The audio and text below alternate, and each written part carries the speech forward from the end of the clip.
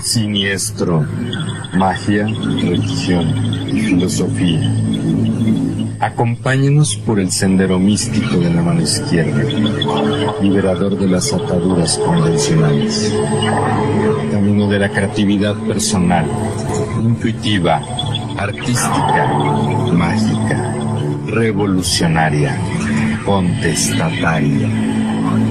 El lado maldito, según el universo moral judeocristiano.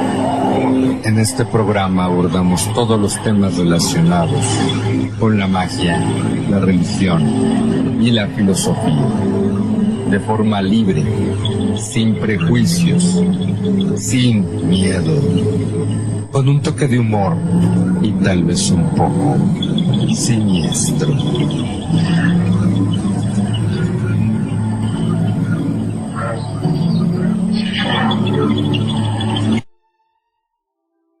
Sobre lo perturbador y siniestro de esta sociedad en decadencia. Buenas tardes, mi nombre es Karam Techandra y nuestro tema de hoy va a ser orígenes de la masonería. De una vez les aviso que ando un poco enfermo del catarro, entonces la voz de repente no da para más, pero vamos a intentar sacar este programa bien. Antes de entrar en materia, quiero poner las cosas en claro, porque cuando se habla de masonería se dicen mil cosas muy diversas y no hay una seriedad para ser ciertos. Entonces les voy a leer una parte, unas preguntas frecuentes, ahora sí que un fact que hice hace tiempo de lo que es masonería, y creo que establece bien qué es y qué no es, y valga la redundancia, lo que la gente más quiere saber. Entonces vamos al fact. La masonería es, primero, cierta idea de la humanidad y del lugar del individuo en una comunidad que desea ser fraterna. En este punto los historiadores están de acuerdo, pero la dificultad comienza cuando se trata de definir esta idea. Esto lo dice Christian Jack de su libro La masonería, historia e iniciación.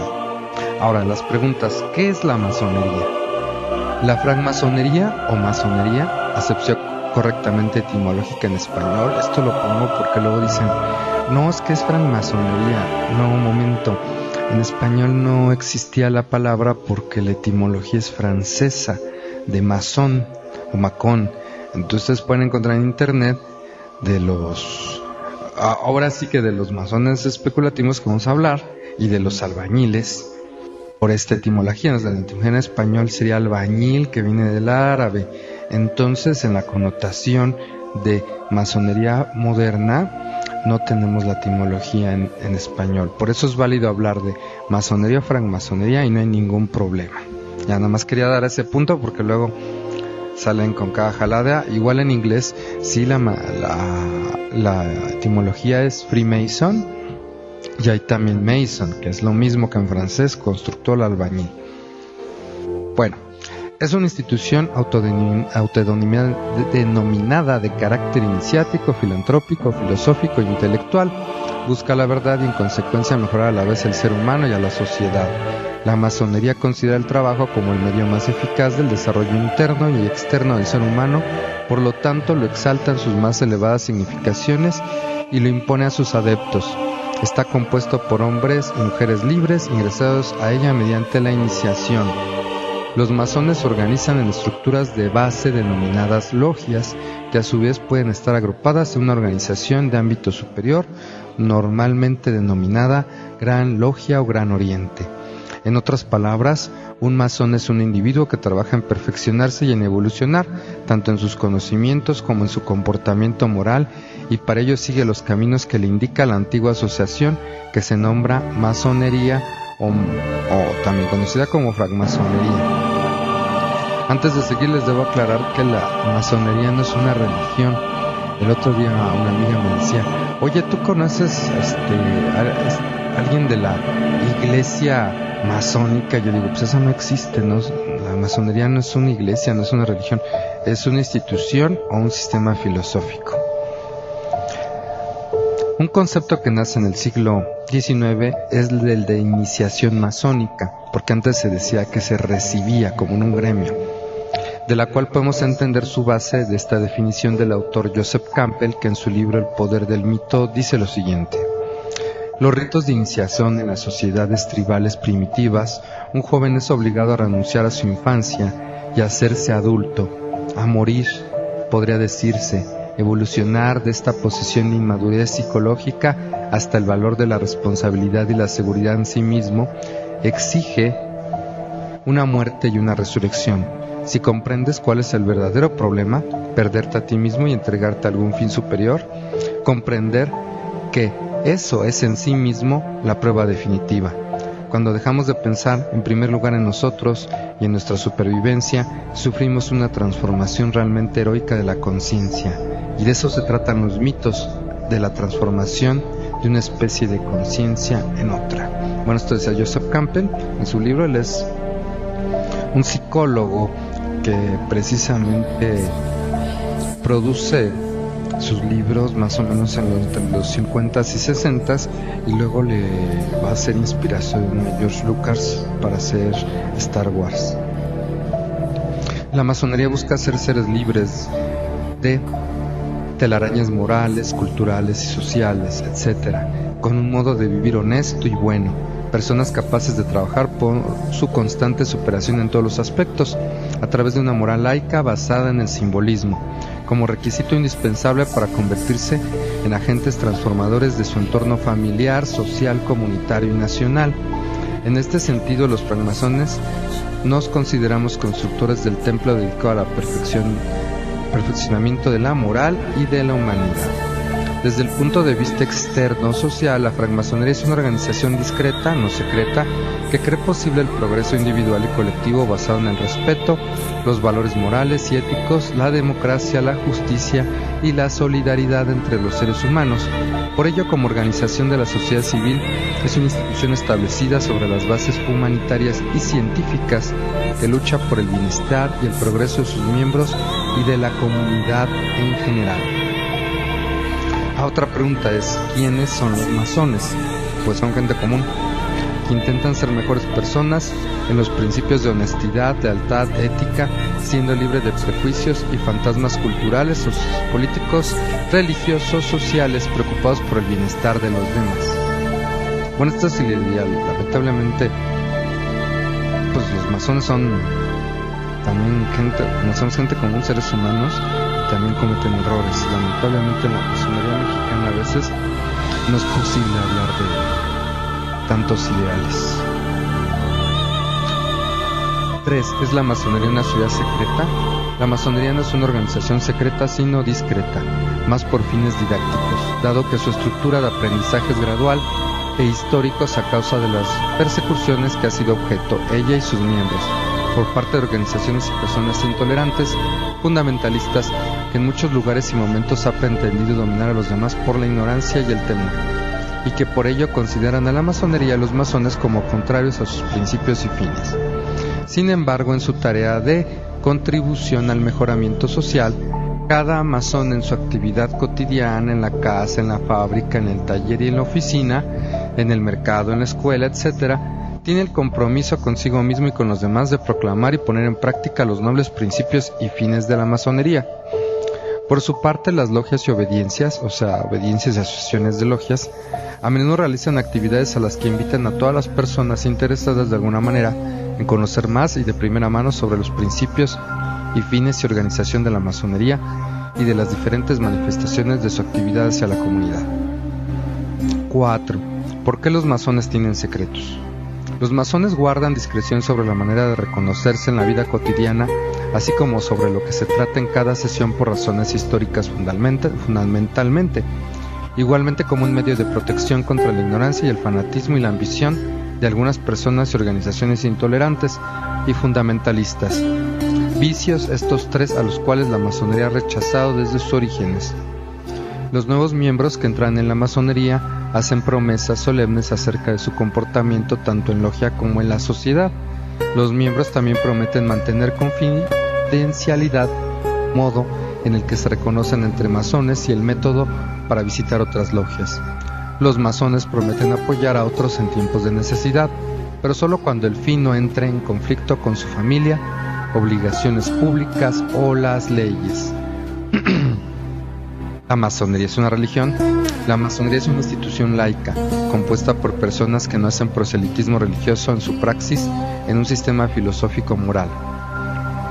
En una parte del libro de Dan Brown, del símbolo perdido, hay un excelente pasaje que me encanta, que aclara esta duda. Se los voy a leer. Mi tío es masón, intervino una joven, y mi tía lo odia porque ni siquiera con ella comenta nada. Dice mi tía que la masonería es una especie de religión extraña. Un equívoco común. ¿Es una religión? Hagamos el test de litmus, dijo Langdon. ¿Quién de los presentes está haciendo el curso de religión comparada que imparte el profesor Witherspoon? Varias manos se alzaron. Muy bien. ¿Cuáles son pues los 3 requisitos indispensables para considerar que una ideología es una religión? PCC, contestó una mujer. Prometer, creer y convertir. Correcto, dijo Langdon. Las religiones prometen la salvación.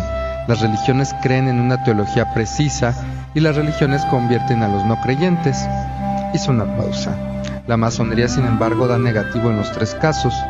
Los masones no prometen ninguna salvación, no tienen una teología específica y no quieren convertirte.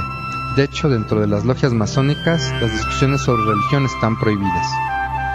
¿Entonces la masonería es antirreligiosa? Al contrario, uno de los requisitos indispensables para convertirse en masón es creer en un poder superior. La diferencia entre la espiritualidad masónica y la religión organizada es que los masones no imponen ninguna definición o nombre específico a ese poder superior. En vez de una identidad teológica definida como Dios, Alá, Buda o Jesús, los masones utilizan términos más genéricos como ser supremo o gran arquitecto del universo. Esto les permite congregar a personas de diversas fes. Suena un poco extraño, dijo alguien, o quizá gratamente desprejuiciado, propuso Langdon. En esta época en la que distintas culturas se matan entre sí por defender su definición de Dios, se podría decir que la tradición masónica de tolerancia y amplitud de miras es encomiable. Y unos cuantos pasos por el escenario. Es más, la masonería está abierta a hombres de toda raza, color y credo, y ofrece una fraternidad espiritual que no discrimina de modo alguno. Los masones creen en elevados criterios morales, creen en la honestidad en todos los actos de la vida, creen que es posible convivir en un clima abierto, pero al mismo tiempo respetuoso, fraternal y colaborar en la construcción del templo de una humanidad cada vez mejor, más libre y justa. ¿Qué hacen los masones en sus reuniones? Dan y reciben de sus iguales enseñanzas muy útiles a su perfeccionamiento individual y colectivo y refuerzan sus lazos de unión fraternal. Las reuniones son en grupos, son abiertas solo para miembros masones, tienen diferentes características dependiendo del rito y el ritual, pero en una generalidad se podría decir que estos son: se da lectura a los pormenores de la reunión anterior, efectúan procedimientos administrativos, se hacen propuestas y seleccionan por votación nuevos miembros, se hace intercambio de ideas y votación para gastos de la logia, noticias masónicas o correspondencia y comunicaciones con la Gran Logia, lectura de ensayos sobre el simbolismo masónico, debate y instrucción de los temas tratados, aportaciones de sus miembros para filantropía o informes acerca del trabajo de caridad, cierre de la reunión donde a veces se hace un pequeño convivio de alimentos. En caso de ceremonias, admisión de nuevos miembros o en su caso otorgamiento de grados, banquetes para celebraciones masónicas, instalación anual del venerable maestro, o sea, el presidente de la logia, y sus oficiales, cargos diversos de la misma. 7. ¿Ser masón proporciona algunas ventajas de orden económico? A los masones les está prohibido utilizar su condición para obtener ascensos o prebendas personales. De hecho, hoy en muchos países, por la influencia de doctrinas intolerantes y sectarias, ser masón llega a resultar un impedimento para lograrlo. Lo que sí existe entre masones es un apoyo incondicional y solidario, un espíritu de ayuda mutua que se debe practicar en los hechos de manera desinteresada, primero hacia sus confraternos y luego hacia todo aquel que lo necesite. ¿Tiene que ver algo con el esoterismo y ocultismo?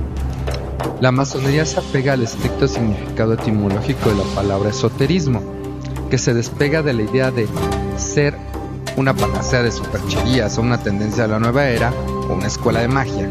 Esotérico viene del griego esotéricos, pues eisoteo, del interior o hacer entrar. Según la escuela de Aristóteles, esotérico se refiere a las filosofías muy complicadas que solo los eruditos o los de adentro podían entender. En ese sentido, los masones intentan conocer la verdad y compenetrarse en la profundidad de los temas de la vida y la condición humana. La masonería no promueve ni enseña ocultismo, como versa el diccionario de la Real Academia Española. Ocultismo de oculto e ismo, del francés occultisme. 1. Conjunto de conocimientos y prácticas mágicas y misteriosas con la que se pretende penetrar y dominar los secretos de la naturaleza. 2. Dedicación a las ciencias ocultas. Novena pregunta. ¿Es muy costoso pertenecer a la masonería? Lógica y naturalmente los masones deben de contribuir solidariamente al mantenimiento de sus logias y obediencias, pero el monto y los términos de las aportaciones establecidas en sus reglamentos se prevén de tal manera que puedan ser cubiertas por todos y cada uno sin implicar nunca un perjuicio para sí o para su familia. 10. ¿Existen mujeres masonas? De acuerdo a la Gran Logia Unida de Inglaterra, sí. Y dice literalmente, esto está traducido del inglés: mientras la UGLE sigue el ejemplo de los masones operativos medievales, es y siempre ha sido restringido solo a hombres, las mujeres masonas están en dos grandes logias que son restringidas a mujeres. Esto viene de la página oficial de la UGLE, de su FAQ precisamente, de qué es la masonería. Lo pueden checar, pero aquí hay unas cosas que no estoy muy de acuerdo. En cierta manera afortunada esta declaración al aceptar la existencia de mujeres en la masonería. Por otra parte, es lamentable al mentir descaradamente en el papel de la mujer en los gremios medievales, ya que el escalafón en la organización también se heredaba a hijas y esposas, como todos los oficios de la Edad Media. De la misma forma existían los gremios de vidrieras, tapiceras, hilanderas, escultoras y pintoras, que lamentablemente son anónimas y es sumamente difícil lanzar cientos de nombres famosos. Tenemos varias emblemáticas de estas fechas, como Sabine de Pierrefonds o Sabine von Steinbach, hija del maestro Erwin von Steinbach, maestro constructor de la Catedral de Notre Dame en 1318. Ella esculpe dos figuras esenciales para la masonería: la representación de la sinagoga y la iglesia cristiana. Estos dos conceptos habla Beda el Venerable en su libro de Salomón del siglo VII como las dos columnas del templo. La otra masona reconocida en tiempos antiguos es Elizabeth Ashworth, la cual es reconocida por la masonería anglosajona, y una placa que conmemora la fecha en la Catedral de St. Finbrecht en Irlanda y dice: iniciada en la francmasonería en la logia número 44 en Doneraile Court, en este condado en 1712. Existen muchos documentos de estas épocas de mujeres iniciadas en los inicios de la masonería especulativa. Posteriormente en Francia, en el siglo XVIII, se le llamó logias andróginas a los cuerpos masónicos que estacionaban en los salones de té, donde las mujeres parisinas los cedían a los masones para sus reuniones, y ellas mismas eran iniciadas. De los más célebres documentos al respecto está la masonería egipcia de Cagliostro, el cual permitía abiertamente estas prácticas. En el siglo XIX, abiertamente en el derecho humano y los soberanos santuarios del rito de Memphis Mizraim van a fomentar la iniciación femenina y la mixidad, o sea, que trabajen hombres y mujeres, masones.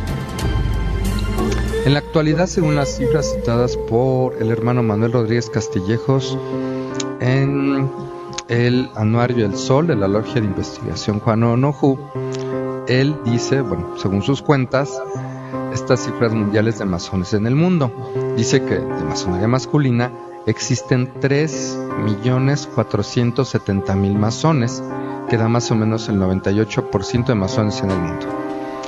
De la masonería mixta, o sea, masonería donde hay hombres y mujeres, cuenta el 73.000, que sería el 2%, de los cuales 3/4 partes son varones. Y de masonería femenina, que son 41.000, el 1% son masones. Tal vez aquí deberíamos de cambiar un poco la estadística, porque recientemente el Gran Oriente de Francia, que era una obediencia netamente masculina cambia hace unos años a la mixidad, entonces podríamos también englobarlos a ese respecto y nuestra cifra podría subir a unos 150,000 masones, la masonería mixta. 11. ¿Por qué los masones llevan mandiles y regalía en su vestimenta? El uso de estos atributos es de origen histórico y simbólico. Como un uniforme, los mandiles y regalía indican el rango obtenido en la organización. ¿Cuántos grados existen en la masonería? La masonería contempla y consiste de 3 grados simbólicos: aprendiz, compañero y maestro masón. Cada uno denota una obligación y deber en la orden masónica. Existen otros grados llamados colaterales o altos grados, que son especializaciones de los conocimientos primarios de la masonería. Dependiendo del rito, es el número posterior de estos grados. Esto lo voy a recalcar porque la mayoría de la gente dice, así como si fuera un premio, ¡ay, cuántos grados tiene! Tiene 33 grados, que eso solamente aplica en el rito escocés antiguo aceptado. Muchos otros sistemas masónicos ni contemplan una cuenta de grados, por cierto. Y precisamente es una profanidad decir de la carrera masónica, porque la filosofía masónica dice que nunca vamos a acabar de trabajar y aprender. Entonces nunca vamos a ser ni doctores ni licenciados en masonería, porque aunque tengamos 1000 diplomas y 1000 grados, hasta que nos moramos no vamos a dejar de aprender. Entonces no existen carreras masónicas, que es un argot muy común de los masones mexicanos, que es totalmente una abominación y con una construcción al ego desmesurado. No, nada más existen 3 grados y, como he dicho, no existen maestros Saiyajin nivel 40,000. Los otros grados son especializaciones, son añadidos, o como dicen los ingleses, colaterales, que te van a llevar a estudiarlo, sí, y vas a regresar a tus principios, pero no te hacen ni más fregón, ni mago, ni nada. Nos vamos a ir a canción, pero antes de eso les recuerdo que nuestra cabina se encuentra en el edificio del bar Paranoid Visions en Insurgentes Norte 134, en la colonia Santa María la Ribera, a unos pasos del Metro Buenavista y del Metrobús Chopo en la Ciudad de México. Estamos en su programa Siniestro, Magia, Religión y Filosofía, aquí en UTA Radio, Generación Altergram. Sobre lo perturbador y siniestro de esta sociedad en decadencia,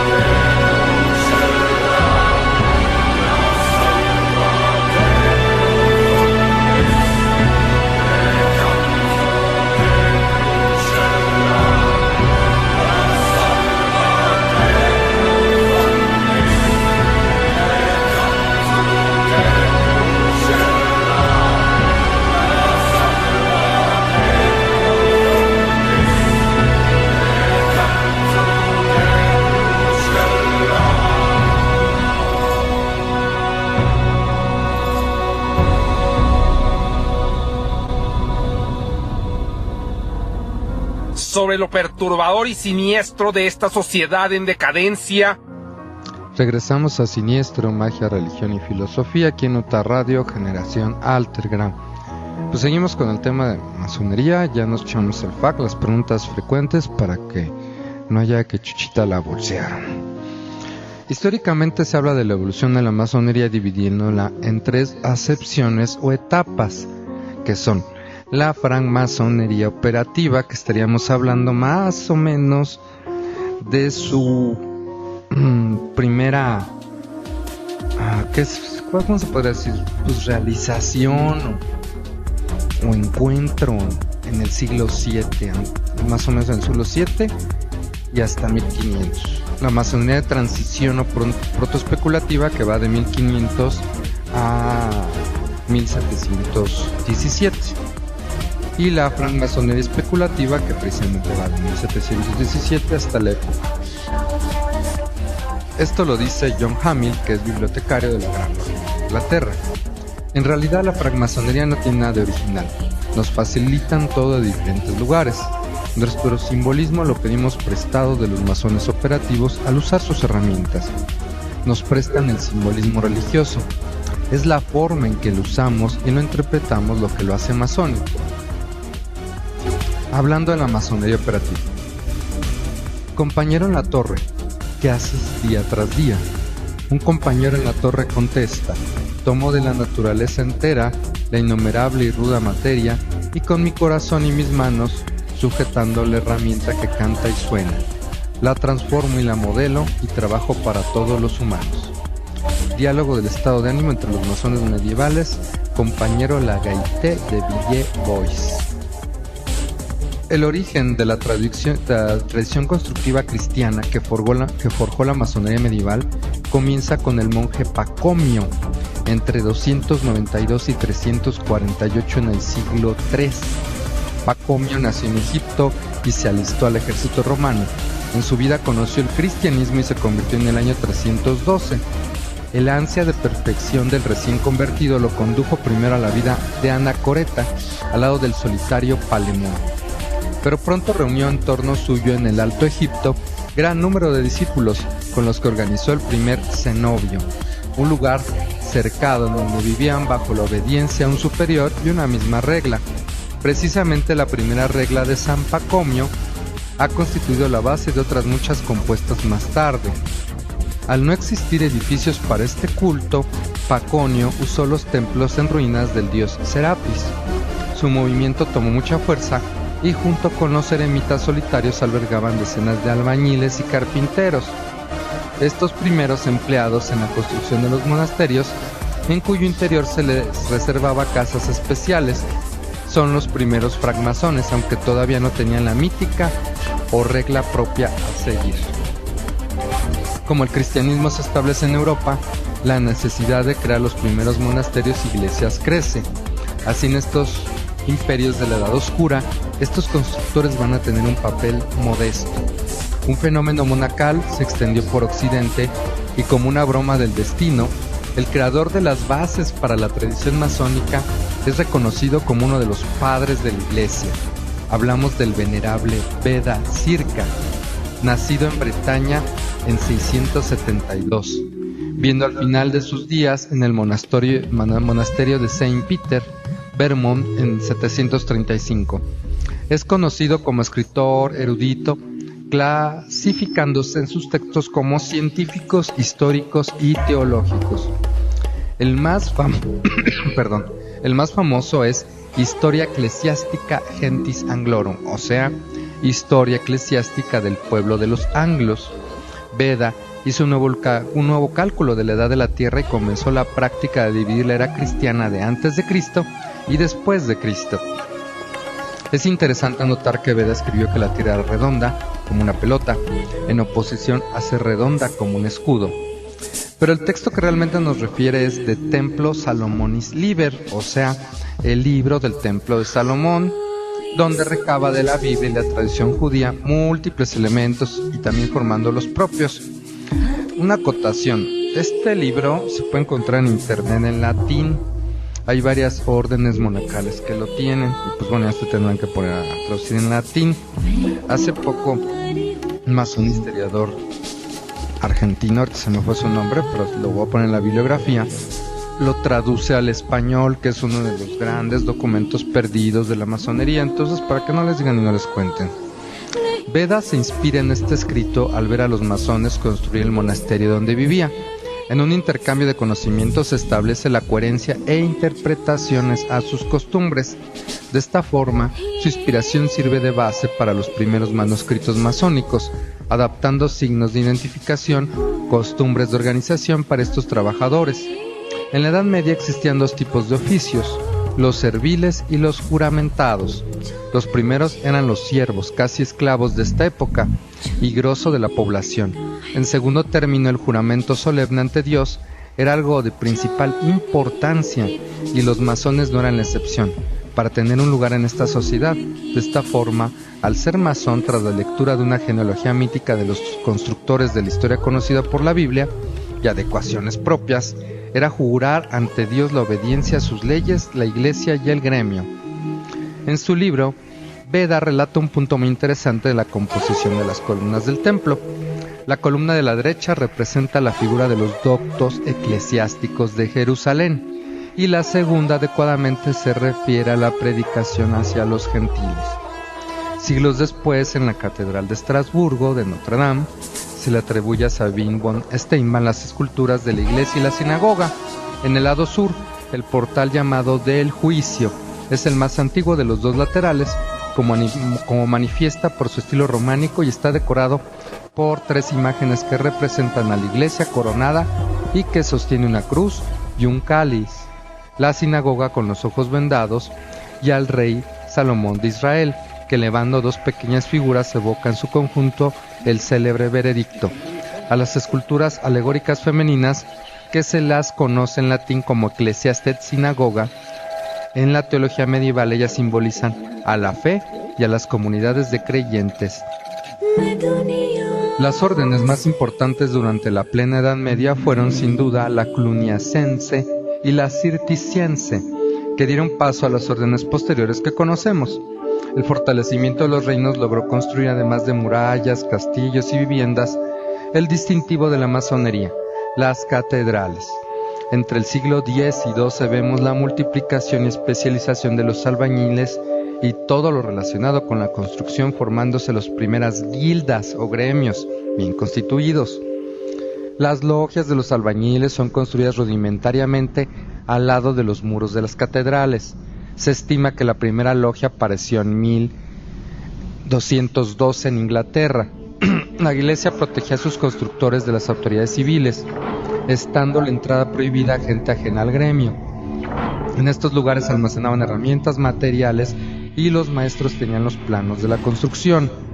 El albañil, el masón de la Edad Media, entra en una cofradía cuyo objetivo principal es construir un templo de piedra destinado a recibir la asamblea de los fieles. Construyéndolo, el iniciado aprende también a construir un templo espiritual que nunca estará acabado. En el interior de la orden no hay disociación entre el espíritu y la mano.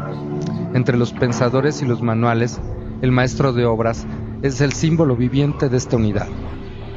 Para el masón, el universo es una gigantesca obra donde se encuentran todos los materiales indispensables para la erección de la catedral. A él le toca saber utilizarlos y realizar la obra más hermosa que ofrecerá a Dios y no a los hombres. Nos vamos a una canción, aunque se me olvidó decirles la pasada canción, discúlpenme la vida. La canción que habíamos puesto es de una banda que se llama Arcana, de su disco Cantar de Procela de 1997, y se llamó The Chant, o el canto de despertar, The Chant of the Awakening. Esta banda sueca es formada en el 94 y pues ha tenido muchos discos muy padres. Voy a ponerla porque, como muchas otras bandas, intentan recrear la música de la Edad Oscura y del medievo. Nos vamos a ir a otra canción, pero no se les olvide que este programa es patrocinado por Punk Star Coffee, ubicado en Insurgentes Norte 134, en la colonia Santa María la Ribera, unos pasos del Metro Buenavista y Metrobús Chopo, en la Ciudad de México. Estamos en UTA Radio Generación Alterground y regresamos ahorita en un ratito.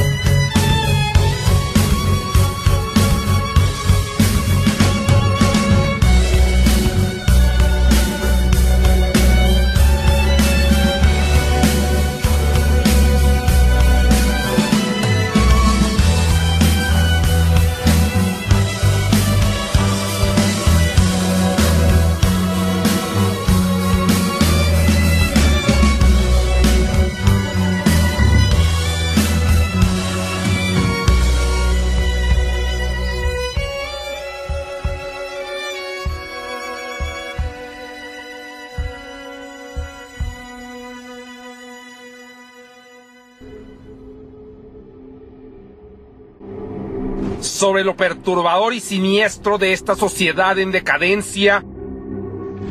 Regresamos a Siniestro, Magia, Religión y Filosofía aquí en otra radio, Generación Alterground.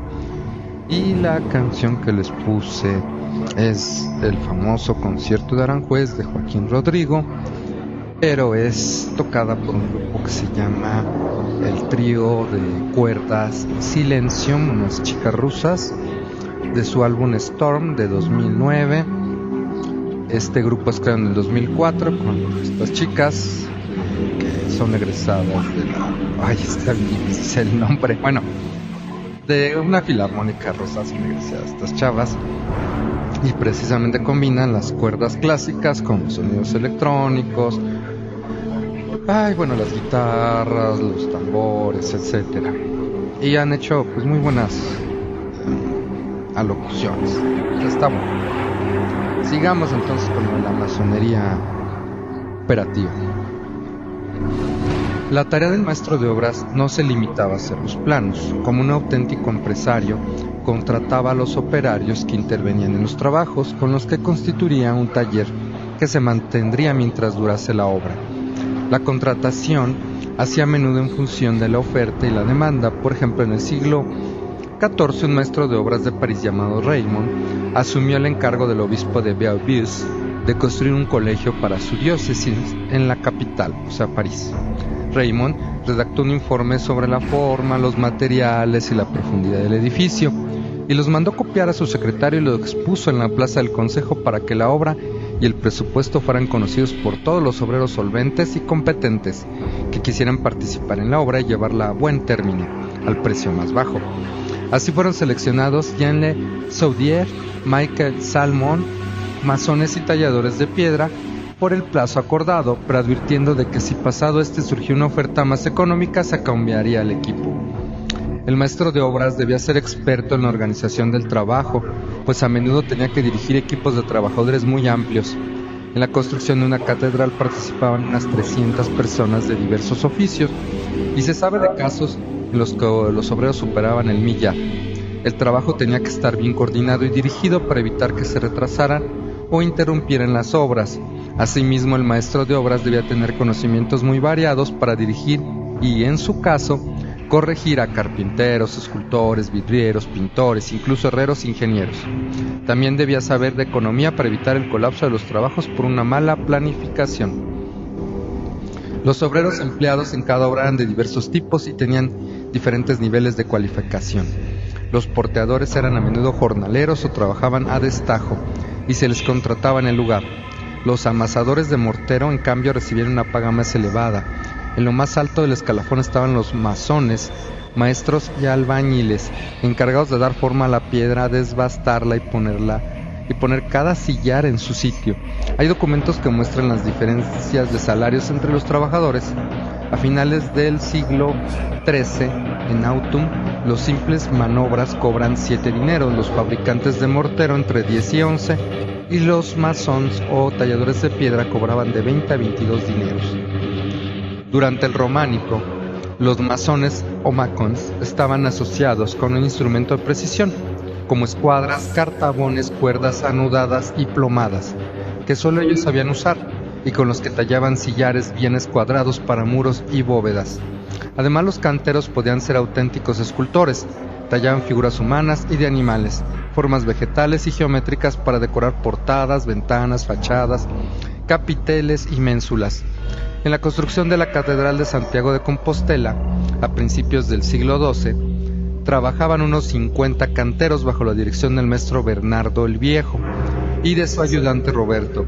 Las obras fueron rematadas medio siglo más tarde, en 1183, por el maestro Mateo, autor del famoso Pórtico de la Gloria. El masón era un trabajador libre o franco, de ahí el término francés franc-maçon, o en inglés freemason.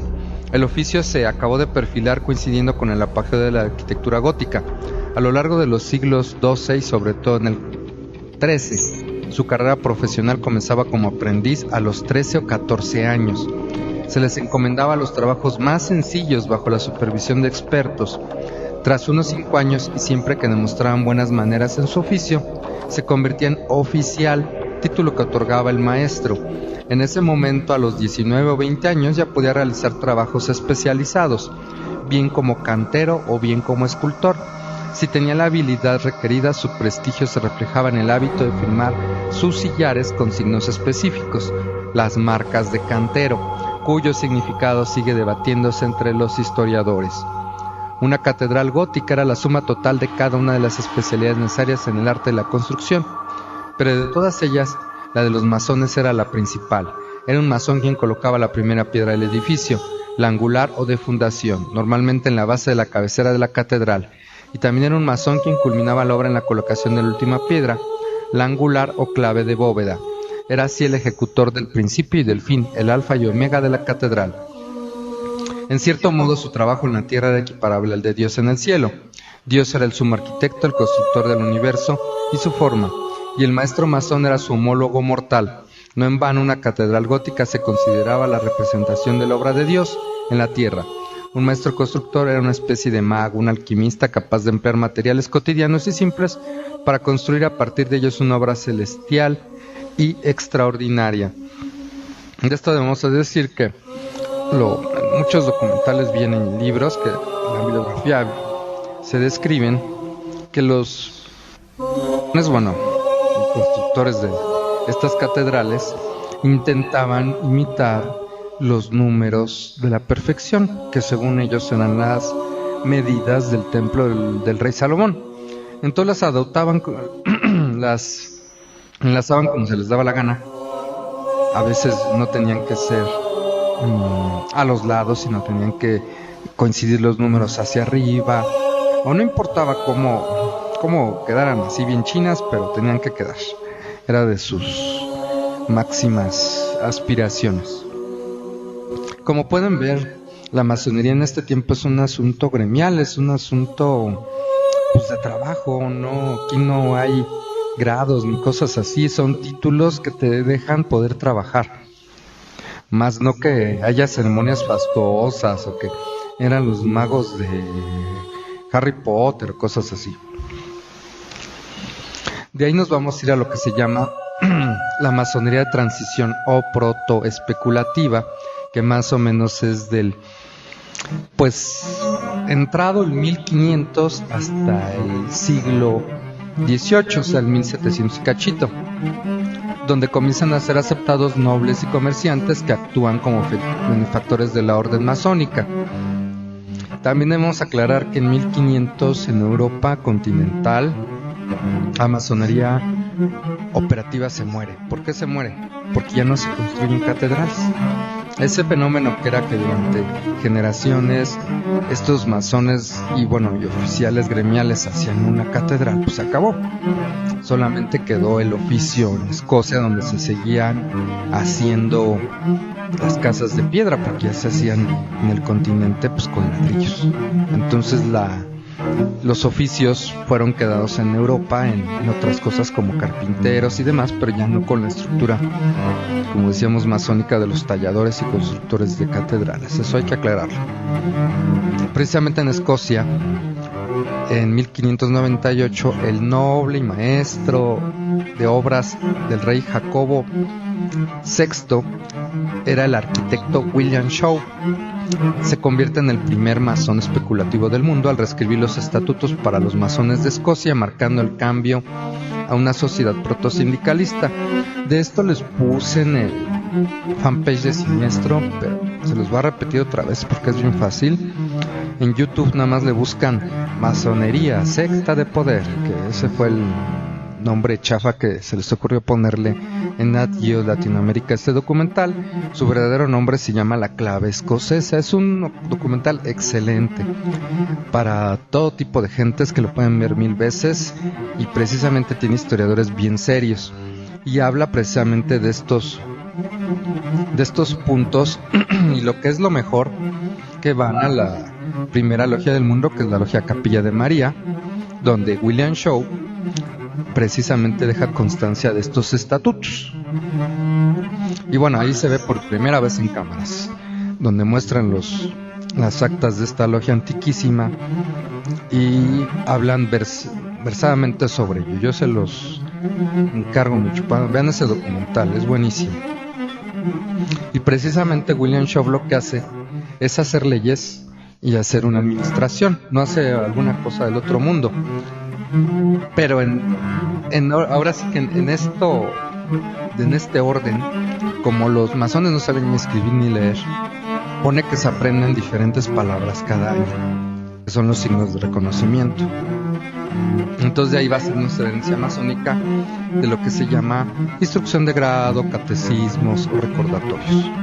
Eso muy posteriormente se va a incluir en los rituales masónicos, mientras solamente es una cuestión de reconocimiento de aprendizaje didáctico. Aquí, por ejemplo, de las cosas que vienen, que son muy interesantes, en el artículo 13 de las Constituciones de Shaw dice: el día de la recepción del dicho compañero de oficio o maestro será debidamente registrado su nombre y su marca, y será inscrito en el libro con los nombres de 6 que lo admitieron y los aprendices ingresados. Entre la historia de masones nobles o especulativos famosos tenemos a Robert Morey, que es el primer recibido como masón libre, siendo general en suelo inglés en Newcastle, que lo fue hasta mayo de 1641, pero por una delegación de la logia de Edimburgo, científico escocés, pero también diplomático, espía y filósofo, es uno de los fundadores de la Royal Society, enterrado en la abadía de Westminster. Su marca fue un pentagrama que conservaría toda su vida. Esa era la marca del de masón, porque bueno, ya les he dicho que los masones canteros tenían diferentes grafías que supuestamente eran para mostrar cuál había sido su obra que habían tallado y que les pagaran su salario. Bueno, este programa es patrocinado por el Bazar UTA Radio todos los sábados en Insurgentes Norte 134 en la colonia Santa María la Ribera, unos pasos del Metro Buenavista y Metrobús Chopo en la Ciudad de México. Nos vamos a ir a otra canción. Estamos en UTA Radio, generación Alterground. Sobre lo perturbador y siniestro de esta sociedad en decadencia,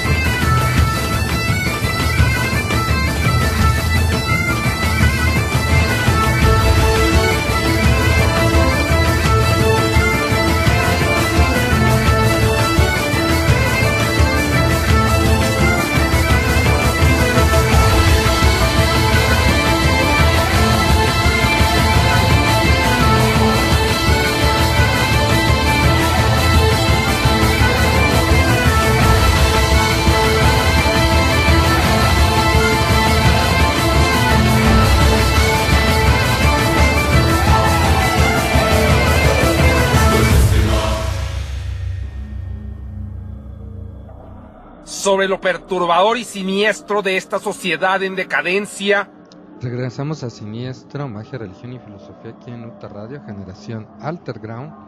Y la canción que les puse, que está buenísima, es Dulcísima, de el grupo Corvus Corax, de su álbum Cantos Buranos de 2005. Bueno, Corvus Corax es un conocido grupo alemán. Su nombre es el nombre científico al cuervo común. La banda es formada desde 1989 y ellos se dedican a desentrañar la teoría musical medieval, pero sobre todo la cuestión que era secular, o sea, la popular, porque sonatas y interpretaciones religiosas sobran, pero la música del pueblo casi no existe. De eso pues han leído muchísimas fuentes, unas fidedignas, otras no tanto, y entre ellas, por ejemplo, una canción que hace tiempo pusimos que es muy buena. Ellos hacen un intervalo que se le conoce como el intervalo tercero, que era considerado como torpe o feo, y precisamente los intérpretes de la música sacra, este tritono le llamaban diabolus in musica, el diablo en la música, pero era muy común en la música folclórica. Entonces de ahí, de este diabolus in musica, es donde hay una canción que ellos tienen más electrónica al respecto. Ya más o menos estuvimos hablando de qué onda con la masonería operativa y de cómo llega a un punto medio en donde se muere los grandes gremios, pero quedan como pequeños sindicatos. Pero aquí va la pregunta de dónde comienza a salir el ímpetu de estos nobles, de estos mercaderes, en crear algo más que lo que la masonería realmente era. Para eso va a leer una parte de un excelente texto que habla de la Academia Neoplatónica, el Renacimiento italiano, de un artículo que se llama El secreto y el misterio, de Daniel Berzniak. Él es un excelente autor masón. Platón derriba el aristotelismo y la filosofía escolástica, destroza la ética, la metafísica y toda la concepción general del mundo de los expertos de la Edad Media. Enseña que se tiene que hacer tabla rasa de los conocimientos y los prejuicios, y solo después, siguiendo el principio socrático, conócete a ti mismo y conocerás el universo y los dioses, reconstruir un saber. El propósito del saber es saber cómo se sabe y dominar el método. Así privilegia la epistemología, al contrario que la filosofía oficial, cuya búsqueda se inscribe en una perspectiva de orden ontológico. Lo que tiene lugar en la escuela de Platón es una verdadera revolución de mentalidades. La autoridad del magíster no se admite como prueba de una afirmación. Cada uno tiene que reflexionar por sí mismo y verificar sus referencias, preguntándose siempre sobre el método a seguir. Se ha dicho de Platón que cada una de sus palabras era un cañonazo que resquebrajaba las fortalezas de la Edad Media. Esta preocupación del orden epistemológico, divulgada por los filósofos del siglo XVII, XVIII y XIX y XX, se ha asociado siempre a la reflexión filosófica. Platón, a este respecto, no pertenece a ninguna época en particular, a todas las épocas a la vez. Al igual que Platón, Descartes, Kant, Hegel, pertenece al mundo de los buscadores. Estos buscan la verdad, están felices de descubrir fragmentos de ella, los transmiten y están dispuestos a ponerlos en duda. Saben que no hay fin al análisis y a la síntesis y que lo esencial consiste en trabajar sobre los métodos de investigación y de reflexión. Es la escuela de la libertad. Las leyes de la simetría oponen esta escuela a la escuela del sometimiento, que pretende ser depositaria de la verdad que le impone. Para la escuela del sometimiento, el principio de autoridad hace las veces de método. Para que un hombre de la cualidad de Platón pudiera enseñar en Florencia, se tuvieron que dar una conjunción de circunstancias creadas por los acontecimientos históricos y económicos que hemos mencionado antes. Cuando Platón vuelve a su país, otro griego, Argyropoulos, enseñará en Florencia en el Studium, en la Universidad de la ciudad. Menos virulento que Platón, propondrá una síntesis del platonismo y del aristotelismo. Cosme de Médicis le invitará a su casa para hablar de Platón. Cosme está muy unido desde hace tiempo con su médico personal, Ficino. Este había seguido las enseñanzas de Platón. Animado por Cosme, había dado a su hijo Marsilio una formación exhaustiva en griego. Marsilio solo tenía 5 años en la época del concilio, pero toda su educación estuvo marcada por la influencia de Platón, al que no pudo conocer directamente. Su padre y su maestro Cosme le proporcionaron los mejores preceptores. Se le enseñó el principio según el cual ciencia sin conciencia solo es ruina del alma. El acto de aprender es análogo al del alquimista. El saber no compromete únicamente la memoria, ha de provocar la transformación del ser. Todas estas ideas las desarrollará en su obra. En 1459, Marsilio Ficino tiene 26 años. Acaba de aportar las pruebas de su dominio del griego y del latín, así como todas las manifestaciones culturales para las que estas dos lenguas dan base. Entonces Cosme de Medici da una fianza en su honor, durante la cual depositará sobre su cabeza una corona de laurel, que según la antigua usanza distinguía de esta forma a los héroes y los genios. Además, Marsilio recibe el usufructo de una villa para instalar la academia y dar cobijo a los académicos que así lo deseen. Se trata de una finca muy extensa fuera de la ciudad, sobre una colina. La villa Careggi consta de una amplia zona arbolada, un molino y unos viñedos. Adquirida en 1417 por su hermano Lorenzo de Médicis, Cosme la recibió en herencia en 1457 y le hizo restaurar y embellecer. Por Micheloso. Era un castillo construido durante el siglo anterior. Micheloso lo transformó rápidamente del castillo, solamente quedó su forma achatada y masiva. Careggi se convirtió en una mansión dedicada al disfrute y a la meditación, con sus puertas y ventanas ampliamente abiertas en un jardín, a la italiana amenizado con numerosas fuentes. 2 años después, Cosme instaló en Careggi su biblioteca y la mayor parte de sus colecciones de obras de arte. Marsilio Ficino se instaló allí con sus muebles y su biblioteca, pero conservó en la ciudad una casa a la que iría de vez en cuando. Decoró Careggi de tal manera que fuera un verdadero templo de la filosofía. Eligió un lema y lo escribió en las paredes: Abono in bonum omnium direguntur. Del bien solo puede proceder el bien. Reglas y máximas se pintaron y grabaron en las estancias de la casa. Importa más que el filósofo sea bueno que instruido. Tiene que huir de los excesos, no tiene que ocuparse de los bienes de fortuna ni preocuparse con el futuro. Marsilio Ficino contara él mismo este acontecimiento al nieto de Cosme, Lorenzo el Magnífico, en una carta fechada el 9 de mayo de 1492.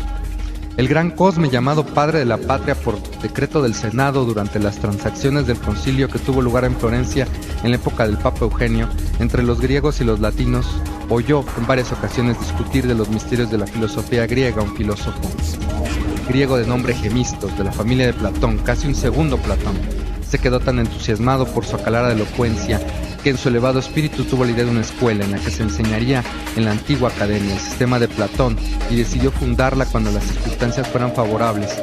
Pasado algún tiempo y habiendo madurado su proyecto, decidió destinarme a mí, todavía joven, al estudio del platonismo, lo que me convertiría así en el instrumento de la realización del gran proyecto de Cosme. Además de las sentencias, reglas y máximas, Marsilio hizo pintar una alegoría que representaba un globo terráqueo mirado por un lado por Demócrito, que ríe, y del otro por Heráclito, que llora. De esta manera quiso significar que la filosofía se halla frente a la alternativa, reír o llorar, y que la comprensión del mundo daba tanta materia para reír como para llorar. La academia no imponía el optimismo ni el pesimismo, lo esencial era comprender, y cada cual reaccionaba según su naturaleza. Las condiciones de admisión y el programa de la academia eran determinadas por Cosme, siguiendo los principios de Gemistos Platón. Le enseñó, se trataba de un verdadero monasterio laico, abierto a todos los hombres de talento sin tener en cuenta su religión. Los académicos se dedicaban a la búsqueda de la verdad y estudiaban los textos. Como les decía, la traducción es de Daniel Aguirre. Este es un texto sacado de la revista Cultura Masónica número 16 de enero del 2014, que fue un especial a Daniel Berezniak, que es un masón realmente prominente. Él escribió otro libro muy famoso que se llama Los oficios y oficiales en la francmasonería, además de otros títulos. Muchos no se pueden conseguir mucho, pero en español, pero este sí. De este texto les voy a leer, que es realmente revelador. Lo pueden buscar gratis, como les dije, con el nombre de la revista Cultura Masónica. Y dice: la Academia Platónica de Florencia. La República de Florencia es el escenario de las nuevas ideas estimuladas por el interés manifestado hacia los antiguos que precedieron el cristianismo. ¿Por qué allí y no en otro sitio? Porque desde el siglo XII la sociedad ha prosperado gracias al comercio con todas las naciones del mundo. Y el comercio es ante todo la conversación. Todo intercambio empieza y prosigue por el intercambio de la palabra. La ciudad libre de Florencia se otorgó leyes originales para la época. En 1293, sin derramamiento de sangre, los burgueses tomaron el poder y redactaron unas ordenanzas de justicia. En ellas se estipula que el nacimiento no otorga ningún derecho, que el poder debe ser controlado por un contrapoder y, además, repartido y subdividido, que solo son electores o elegibles los ciudadanos activos que pertenecen a un arte, es decir, a una corporación profesional. De esto quiero aclarar que esto no quiere decir que se hayan sido masones como nosotros los conocemos, sino que las corporaciones del gremio tenían un poder político, pero no era el concepto de masonería como nosotros lo conocemos, ¿ok? Para que luego no haya dudas. Porque luego hay quienes se la guajirean, que sí, Leonardo da Vinci era masón y no sé cuántas cosas, ¿ok? Todas las grandes familias nobles fueron excluidas del poder, tenían que abonar un aval en garantía de sumisión. Si se negaban a ello, su casa era destruida. Además, si no acataban las leyes de la República, pagaban multas o pena de que se les cortara la mano. La ciudad era acogedora para los viajeros y aceptaba de buena gana a los inmigrantes que acudían desde comarcas menos favorecidas, así como a los jornaleros, es decir, a los trabajadores sin cualificación, los artistas y los intelectuales. Estamos en Florencia de 1439, mientras tiene lugar el concilio ecuménico que quiere acabar con el gran cisma y que se reconozca la supremacía del obispo de Roma, llamado el Papa, sobre los católicos ortodoxos. Juan VII, paleólogo, emperador de Bizancio, desea esta unión de las iglesias y, en pago de su sumisión, espera una ayuda militar para resistir la presión de los otomanos. Como se sabe, eso no prosperará y Bizancio caerá en 1453. Juan VII había traído con él un consejero, el filósofo Georgios Gemistos Platón. Así lo describe W. Penker en su libro La Pansopía, citada en Die Eleutenten, o sea, Los Iluminados en alemán, de Karl G. Frick. ¿Quién era Platón? Un anciano entrecano, más que un anciano, un trozo de platonismo reencarnado, un eslabón de la cadena que desde 4 siglos crece eslabón tras eslabón. Viajó a Adrianópolis, hoy Edirne, donde se encontró con el sultán Mourad, un hombre culto, y enseñó en el Peloponeso. Buscó la compañía de hombres ilustrados, musulmanes y judíos. Durante su estancia de 6 meses en Florencia, Platón es invitado a menudo por Cosme, el patricio ilustrado de la familia Médicis, y durante la comida anima con frecuencia discusiones filosóficas en presencia a veces de los cardenales Cesarini y Bessarion. Como da fe en Marsilio Ficino en su prefacio a la traducción de Plotino, Cosme se declara alumno de Platón y lo invita a fundar una escuela en Florencia. Los filósofos griegos eran muy apreciados en Florencia, se cultivaba el idioma y la cultura desde hace bastante tiempo. Ya en 1397 un griego llamado Demetrius Crisoloras había invitado en Florencia para enseñar el griego. Después, al comienzo del siglo V, numerosos humanistas como Guaruno, Filebo, Angeli, Eurispa acuden a Bizancio y traen de allí un gran número de manuscritos de esa lengua. Así pues, lo que Platón encuentra en Florencia es una audiencia que le está negada en su patria. En Florencia, y muy particularmente en la casa de Cosme, es honrado y escuchado y puede expresarse con toda libertad. Habiendo contestado afirmativamente a la proposición de Cosme, abre una escuela y se dedica a ella. De forma paralela a su participación en el concilio, divide a los alumnos en 2 grupos. Uno, los exotéricos, sí con X, eso significa afuera, es contrario a esotérico. Entre ellos, los que ligados a su formación cristiana y no pueden recibir la doctrina en su totalidad. Y en segundo lugar, los esotéricos, los iniciados en la doctrina de las emanaciones. Emanantismo, doctrina de carácter panteísta, según la cual todo, incluso el alma de cada ser humano, proviene por emanación del todo divino, el uno primordial. Eso es lo que significa. Eso es lo que los antiguos que fueron ocultados durante siglos en absoluta libertad. La única obligación era la de respetar la libertad del otro.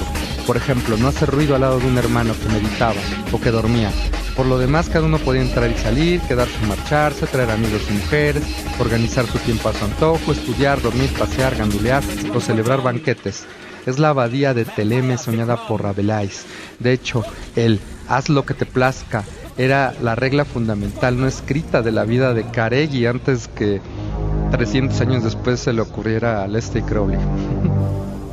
Los miembros de la academia se otorgaban entre ellos el título de hermanos en Platón, y el busto de Platón presidía el gran salón. Cualquier persona de paso, cualquier curioso podía entrar y conseguir la hospitalidad, pero para ser admitido como académico debía ser bueno y honrado. Es tan difícil, ¿verdad?, que la gente sea buena y honrada. No estamos hablando que sean inteligentísimos, sino buenos y honrados, no que sean unos rateros y corruptos. Pero bueno, aceptar las ideas platónicas y aspirar a cultivarse y mejorar. El programa de los trabajos era importante, pero no imponía ni plazo ni horarios estrictos. Se trataba de traducir al latín los libros y los manuscritos que Cosme traía de Grecia, particularmente Platón y el neoplatónico de Alejandría, Plotino, autor de las Eneadas. Por otro lado, y al mismo tiempo, se explotaban las llamadas ciencias tradicionales, astrología, alquimia, cábala. También se practicaban las artes, la composición de poesía y música. Cada una a su vez tenía que discurrir sobre el amor, principio de la vida, motor de la armonía universal. Convenía no olvidarse de estas palabras de Platón. Toda religión no es más que un trozo del espejo roto de Afrodita. Cada cual también debía practicar la verdadera amistad entre hermanos, que no suena de la fraternidad masónica de siglos después, que buscaban juntos el bien. Marsilio Ficino escribe: la amistad es la suma de la voluntad y de los deseos. Los hermanos académicos tienen que perseguir la misma meta.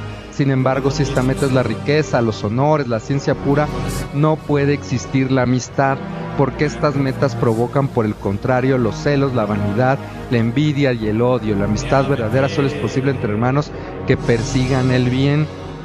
Y eso va a ser una acotación porque le iba a decir al final, pero lo voy a decir de una vez. Voy a hacer esta serie de programas explicando qué es la masonería y dónde viene, por una cuestión muy básica. Ya los tenía pensados, pero hace poco fui a una disque curso, que de curso no tiene nada más ves ver a un cuate sentado platicar sus cosas ególatras de un tal Carlos Francisco Martínez Moreno, que según es doctor por la Universidad Nacional Autónoma de México, y pues le quiere vender chiles a verdes, o sea, hablar de masonería, masones. Y precisamente es una cuestión ególatra y de tener disque honores, hablar algo de lo que no conoces, de lo que no has vivido y de lo que has estudiado a medias.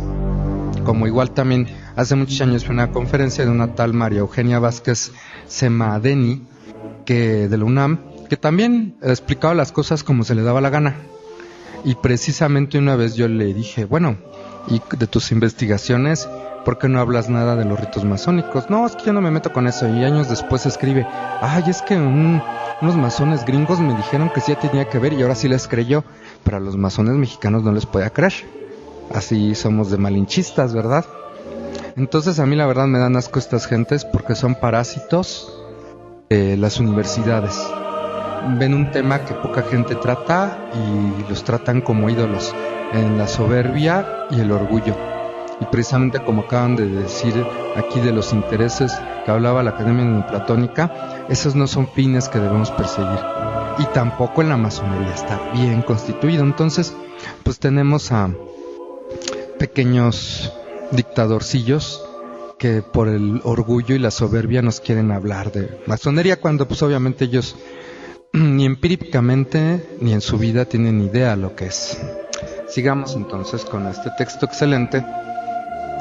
Entre los miembros de la academia había juristas, sacerdotes, médicos y músicos. Uno de los más famosos era el cabalista judío Fortuna, amigo de Pico de la Mirandola, que un rato vamos a hablar de él. Marsilio Ficino, Pico de la Mirandola, Giovanni Cavalcanti, Angelo Poliziano, Alejandro de Rinaldo Bracesi, Fortuna y naturalmente Cosme de Médicis serán los más reputados de los hermanos académicos. Como suele ocurrir en una sociedad de pensamiento fraternal, además, gran parte de los trabajos se efectuaban en equipo. Este método de trabajo sorprende a sus contemporáneos. De ellos da fe Scipión Bargolgli, que viviría un siglo después y por lo tanto solo había conocido la Academia de Oídas, pero aludirá a ella en una conferencia oratione, destinada a la Academia degli Accesi en Siena y publicada en Florencia en 1569. La Academia de la Villa de Careggi permitía a cualquier visitante recogerse y dedicarse por un tiempo a la vida contemplativa sin necesidad de ir a un monasterio religioso. Ofrecía una vida dulce, serena y alegre. La sombra siniestra de la cruz no se interponía entre los hombres y el sol. Allí se cultivaba la amistad y el conocimiento puro, el alegre saber. Algunos paseaban en los jardines mientras otros disertaban o trabajaban. Cosme acudía con frecuencia cada semana. Durante la comida le gustaba proponer temas de debates. ¿Sería o no deseable que los filósofos dirijan una república? Entre un filósofo o un general, ¿quién es más útil para la comunidad? Si se deben perdonar los insultos y las ofensas, sobre qué se debe fundamentar el derecho de castigar a los criminales, etc. Reanimaban los diálogos de Platón. Los debates eran animados y las opiniones muy diversas. Unos tenían tendencia a pontificar, otros ironizaban y contaban anécdotas. De este cruce de ideas no salía casi nunca una conclusión definitiva, pero no era lo importante. Este intercambio de ideas que se pone en duda certezas potencia la emergencia de un nivel de conciencia superior. Lo mejor que se puede esperar de una pregunta no será la formulación de otra pregunta, y así el hombre conquista los privilegios de los dioses. Bueno, pues esta era la Academia Neoplatónica. Tal vez mucho más largo el texto, que es hermoso. Y de Marsilio Ficino, como decíamos, es el traductor del Corpus Hermeticum, que va a ser una base determinante para el esoterismo y el pensamiento occidental. Lo vamos a ver siglos más tarde en la chafez de este libro ocultista del siglo XIX que se llama El Kybalión. Pero los versos originales, traducidos del griego, de la tabla esmeralda, el corpus hermético, son otra cosa y marcó toda una tendencia. Entonces vamos a los clásicos, vamos a la filosofía original, y precisamente todo lo que se ha dicho de esta Academia Neoplatónica, que por un corto tiempo brilló, fue la inspiración en toda Europa para lo que querían hacer, pero no sabían cómo, y precisamente así se tomó a los gremios de los masones como pretexto para crear esa sociedad utópica, idílica. Y precisamente por eso vamos a seguir hablando de eso. Vamos a ir a una canción, pero antes les voy a recordar que este programa es patrocinado por Edura Educación Rural UTA, ubicado en Insurgentes Norte 134, en la colonia Santa María la Ribera, a unos pasos del Metro Buenavista y Metro Chopo en la Ciudad de México. Estamos en UTA Radio, Generación Alterground, en su programa Siniestro, Magia, Religión y Filosofía. Sobre lo perturbador y siniestro de esta sociedad en decadencia,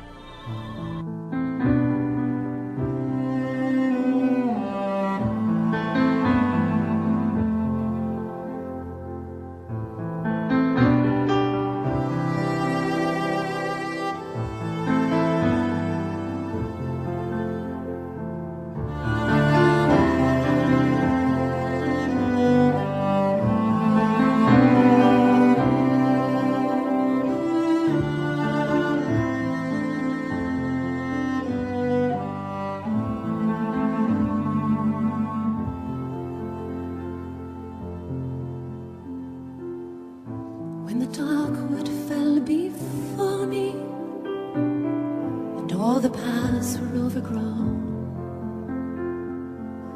when the peace of Christ said there is no other way, I tilled the sorrows of stone. I did not believe because I could not see, though you came to me in the night. When the dawn seemed forever lost, you showed me your love in the light of the stars. Cast your eyes on the ocean, cast your soul to the sea. When the dark night seems endless, please remember me.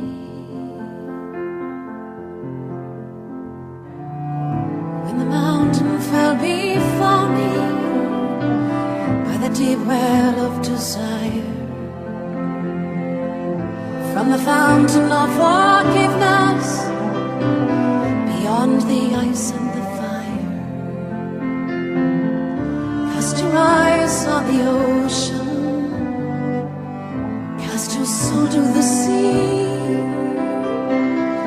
When the dark night seems endless, please remember me.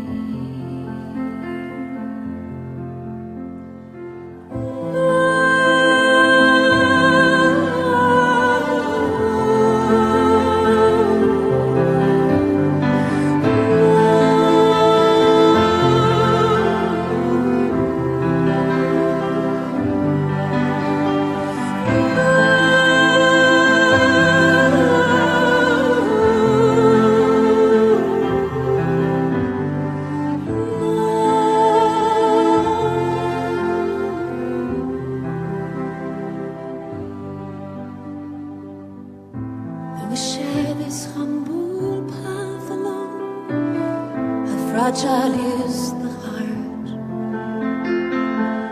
Give these clay feet wings to fly, to touch the face of the stars. Breathe life into this feeble heart. Lift this mortal veil of fear. Take these crumbled hopes, etched with tears, will rise above these earthly cares. Cast your eyes on the ocean, cast your soul to the sea. When the dark night seems endless, please remember me. Please remember.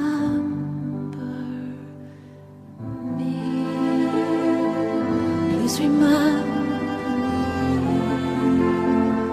Please remember. Please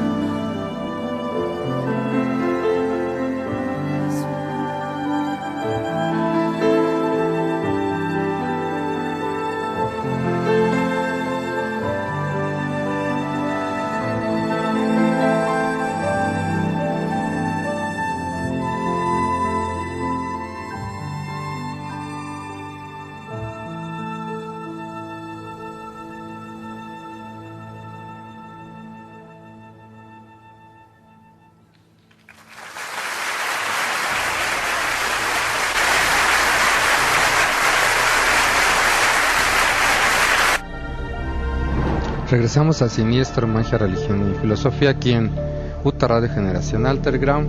Y bueno, de lo que estuvimos hablando de la Academia Neoplatónica, brevemente, porque pues, yo les invito a ver sus biografías en internet, también en YouTube pueden encontrar muy buenas descripciones. El primero que vamos a hablar un poquito es de Giovanni Pico della Mirandola, que nace el 24 de febrero de 1493 en Florencia. Se reconoce como humanista y pensador italiano.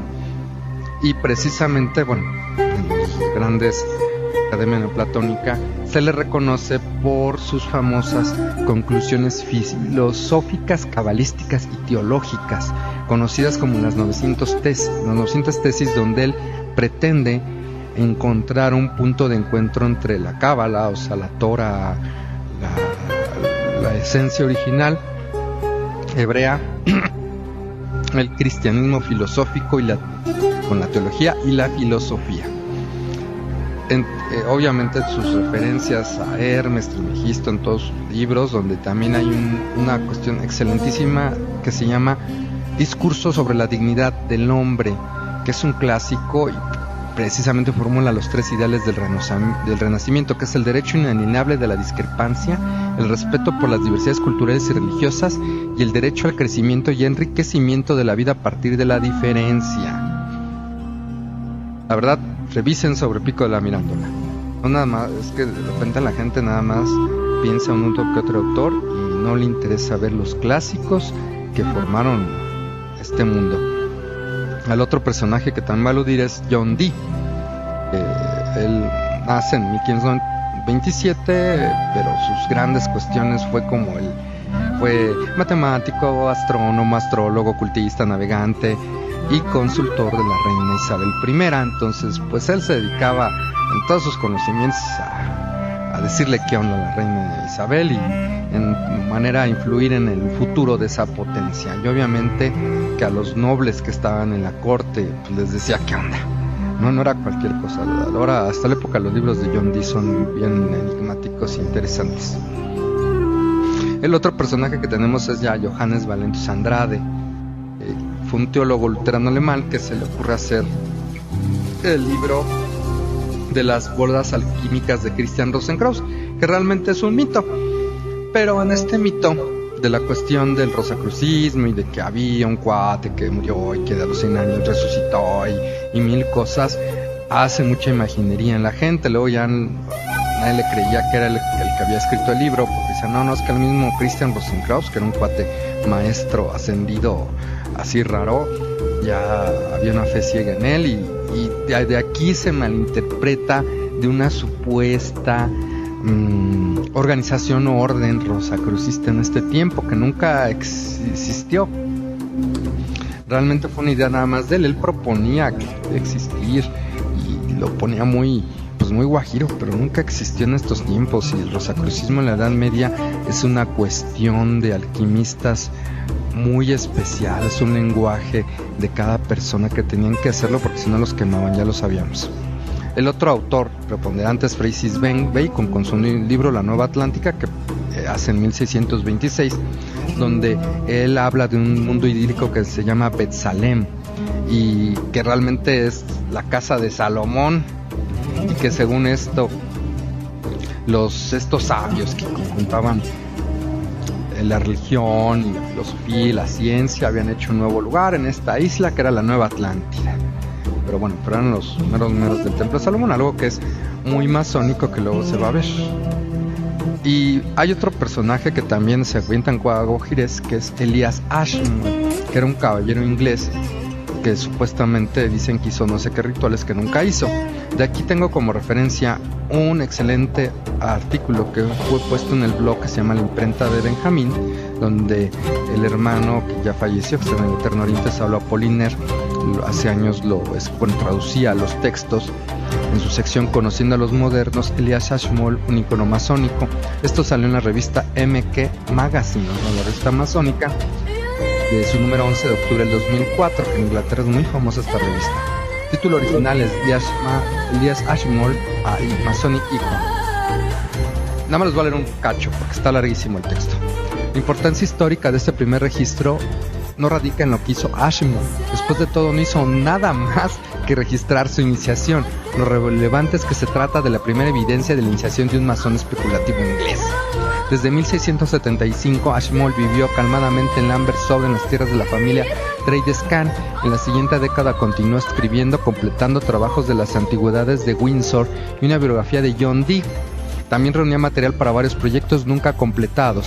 John Hart, curador del Worcester Museum, recientemente comentó que lástima que Elias Ashmole jamás anticipó a Robert Gould para escribir una historia de la francmasonería. Sin embargo, Ashmole parece haber tenido planes para una historia de francmasonería, evidenciando en varios escritos y referencias. Lo más lamentable de este proyecto es que jamás se realizó y que nada del material recolectado, aparte de referencias menores a detalles del Templo de Jerusalén, haya sobrevivido o no ha sido localizado. Elias Ashmole murió el 18 al 19 de mayo de 1692, casi a los 70 años, y sin lugar a duda ajeno al legado especulativo que le siguió a su vida larga y plena. Entonces, como ven, porque muchos dicen que Elias Ashmole escribió no sé cuántas cosas, pues no, pues nunca escribió nada. Nada más tenemos referencias de lo que él más o menos hizo y se acabó. Pues ya nos vamos a ir a la última cuestión de lo que es la masonería especulativa, y para ya irnos, porque si no nos vamos a tardar aquí los 20,000 años. La francmasonería especulativa se establece como una organización netamente con miembros que no eran albañiles o constructores, derivado del término masón aceptado, equivalente a miembro honorario. Estos miembros siempre estuvieron presentes en la orden masónica, ya que necesitaba maestros de obra que crearan el plano abstracto de las futuras catedrales. De aquí viene el término especulativo. Esta renovación de la orden es la que podemos ver en todo el mundo. La masonería que hoy practicamos y conocemos como especulativa es la formación de un sistema filosófico iniciático conformado en una institución creada en el siglo de las luces. No existió una continuidad orgánica entre la masonería operativa y la llamada especulativa o protoespeculativa del siglo XVI. Desde hace 30 años, historiadores masones y profanos han realizado un gran trabajo en desmitificar muchos de los mitos acerca de la orden, la cual alegremente ha tomado cualquier historia como verdad para autolegitimarse. En eso quiero también ahondar porque decimos especulativos porque en 1717 o 1724, como lo quieran ver, a una bola de ingleses se les ocurre llamar a un órgano gran logia y ponerle grados y poner una estructura como institución. Lo pudieron haber hecho los escoceses, lo pudieron haber hecho los irlandeses, tenían también las capacidades de hacerlo, pero no lo hicieron. Ni modo, se acabó. Los ingleses ganaron en concebir eso como una organización y no nomás como un club de sindicalistas o de patrones que les daban trabajo a sus chalanes. Eso era lo que era, perdón. Entonces tuvieron, y sobre todo de Sagulers tuvo la visión de ver más allá que solo un club. Entonces por eso se crea la masonería especulativa y no hay ni cómo hacerlo, ni cómo le digan. Y de ahí podemos hablar de varios léxicos. Uno de los léxicos que todavía no se puede hablar hasta finales del siglo XVIII son ritos, que la gente es necia. Parece que se habla uno en prusiano. No existía el concepto rito al principio, se decía, esto es la masonería, pensándola como esa masonería de los nobles, de la gente culta. Bueno, entre comillas culta. La regularidad es el estricto seguimiento de las reglas masónicas, siendo el primer documento de fundación y de la masonería especulativa las constituciones de los francmasones de 1724, ya que anteriormente nunca existieron grandes logias y menos grados masónicos. Si fuéramos herederos directos de las corporaciones medievales, hoy le pediríamos cartas patentes a la CTM o seríamos el sindicato de albañiles, para ver si les queda claro. De los principios universales, una gran logia o gran oriente se funda con 3 o más logias regulares. Solo puede existir un venerable, maestro por logia, etc. De esos fundamentos podríamos hablar horas, en lo que es masonería y que no lo es. Pero podemos agruparlos en 3 grandes ramos donde se soporta. 1. El mito de la oscuridad a la luz. 2. La construcción del templo de Salomón y su historia posterior. 3. La leyenda de Irán. Estos 3 puntos hacen lo que es masonería especulativa y lo que no es. Así se acabó. Hagan lo que no hagan. Entonces, sus famosas listas de 20,000 ritos, si dicen el rito jesuítico no aplica. El rito Rosacruz no aplica. El rito que se les da la gana no aplica porque no es un rito masónico. No estamos hablando de ritos masónicos, están hablando de otras cosas. En datos duros académicos, el primer ritual masónico especulativo que tenemos como prueba, cotejada por las investigaciones posteriores, es la masonería analizada de Samuel Pritchard de 1730, un texto de divulgación de un autor ajeno a la masonería, pero especialmente certero en sus aseveraciones. De este texto base vemos las publicaciones posteriores van a tener congruencia y una evolución paulatina. El hito de este ritual es el desarrollo de la leyenda de Irán, una mitología propia de la masonería especulativa y como algunos estudiosos mencionan como Robert Dachès, el primer alto grado de la masonería. Cabe recalcar este hecho porque precisamente es la gran diferencia con la masonería operativa y protoespeculativa, donde tenemos ya el concepto de grado. Anteriormente se describían los juramentos como progresión del oficio o una calidad practicada. Ningún carpintero o albañil diría que tiene el grado de aprendiz o maestro. La destreza de su oficio lo recomienda, mas no el concepto abstracto de un grado. Entendamos el origen de esta masonería especulativa como la nueva masonería, solamente llamada como francmasonería por todos los masones del siglo XVIII. Muy posteriormente en la catalogación y diarios de las tendencias masónicas va a aparecer la palabra rito, por lo cual es una mentira absurda hablar de árboles genealógicos de ritos antes de 1754, al ser muy parecida a toda la masonería especulativa en todos los continentes. Me aventaré el... Bueno, nada más quedamos en... Ya nos vamos a entrar en el siguiente programa de lo que es ya la fundación y los orígenes de la masonería especulativa, que también es harto interesante. Ahorita ya llegamos hasta ahí y creo que fue un buen punto.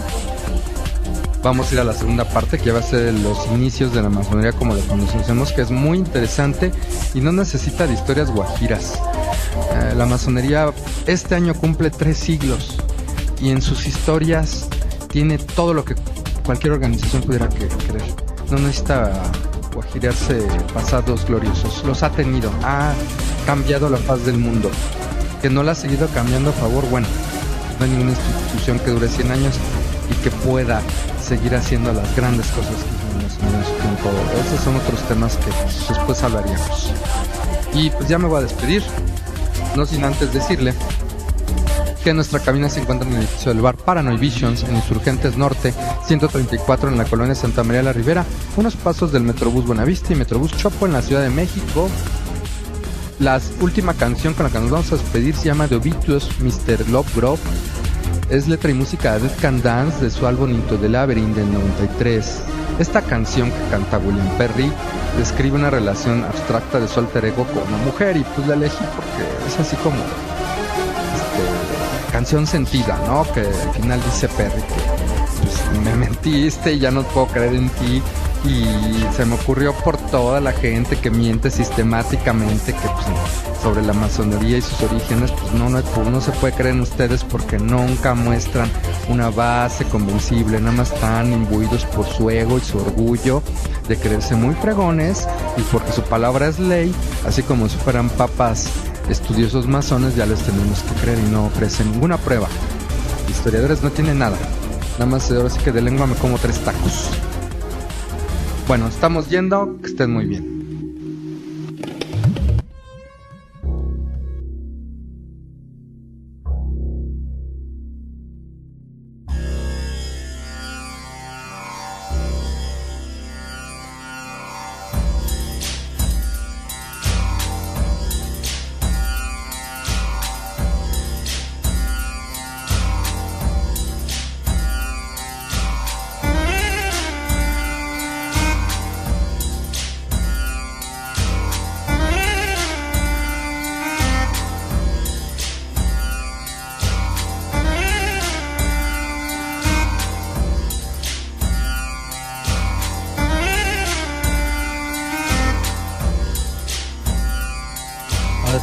That you knew it all.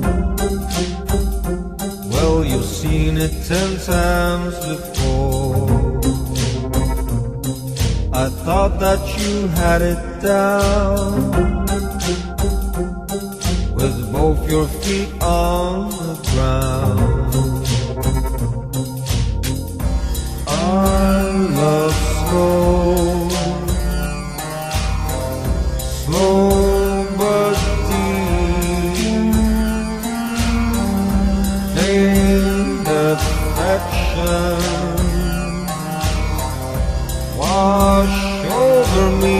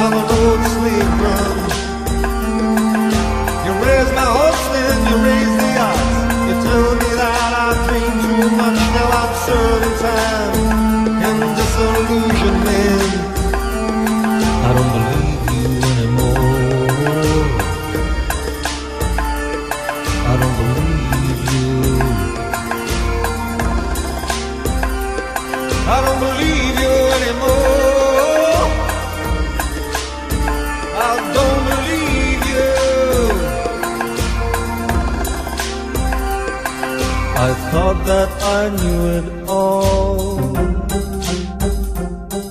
I'd seen all the signs before. I thought that you were the one. In darkness my heart was one. You build me up and you knock me down. You play the fool while I play the clown. We keep time to the beat of an old slave drum. You raise my hopes and you raise the odds. You tell me that I dream too much. Now I'm serving time in a domestic graveyard.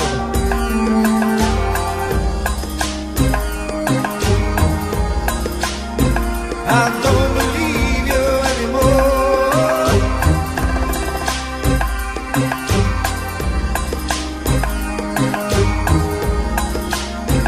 I don't believe you.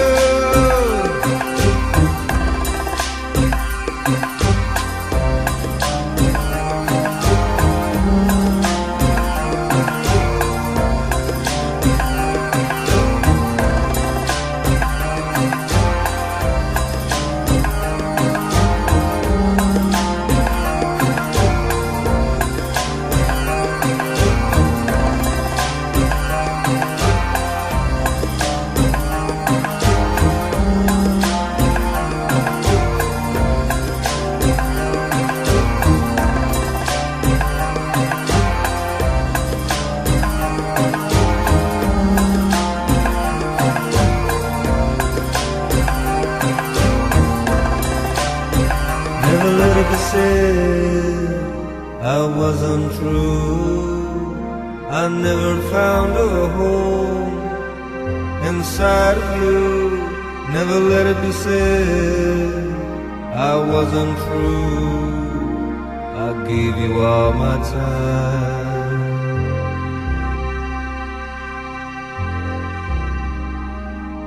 I gave you all my time.